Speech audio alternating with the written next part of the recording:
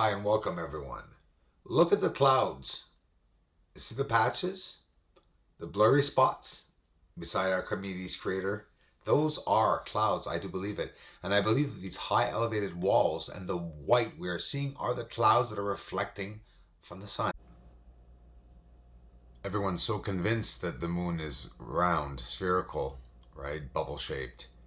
Now I flipped it upside down, the view, and look what it looks like as we're arriving. This way, upside down. See the nice flat spoon-shaped surface? They say the astronauts, when they arrive to the moon, they actually have to turn around, flip around to be able to arrive straight up on the surface. This is the green color that appears in the moon when you zoom up.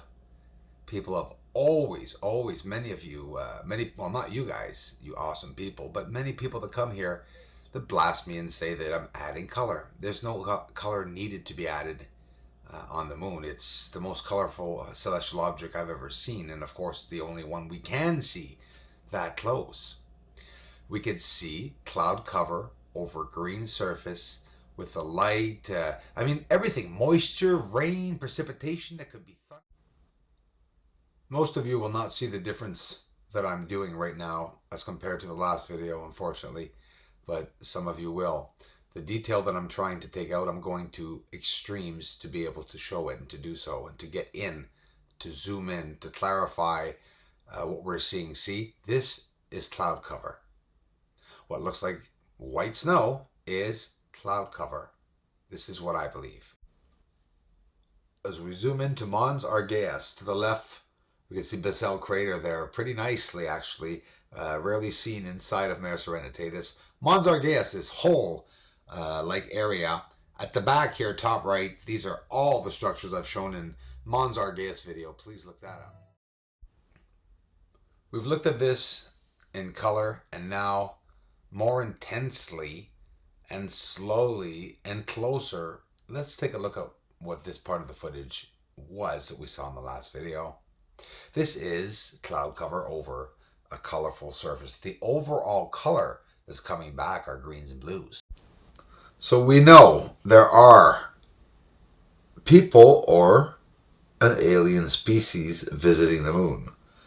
You know, people, some of them were looking at the UFOs that I posted, and I was getting things like, what is it with the disbelievers? It's, you know, get over it.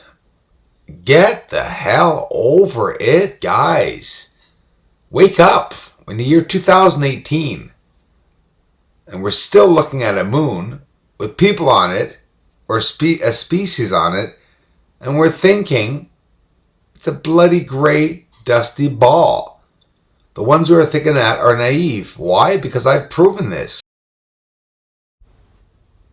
To give you an idea of the size of what we are looking at, Archimedes is 83 kilometers in diameter, 2.1 kilometers in depth.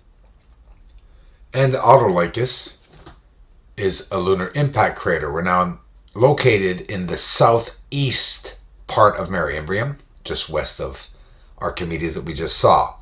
This diameter is 39 kilometers of this crater, and the depth's 3.4 kilometers.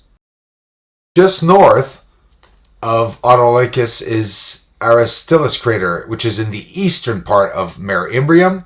Aristillus, the diameters are 85 kilometers. To give you an idea, see, we said 83 for Archimedes. Well, this crater is 85 kilometers and 3.6 in depth. Cassini lunar crater. There's also one on Mars. Look it up. They're identical. It's located in the Palus Nebularum at the eastern end of Mare Imbrium. In diameter, 57 kilometers. We're talking about 1.2 kilometers in depth. Timocharis crater is a prominent lunar impact crater located on the Mare Imbrium. The closest crater of comparable dimensions is Lambert to the west. Comparable dimensions, I don't understand it because they look smaller, the craters. Definitely problems with the views on there.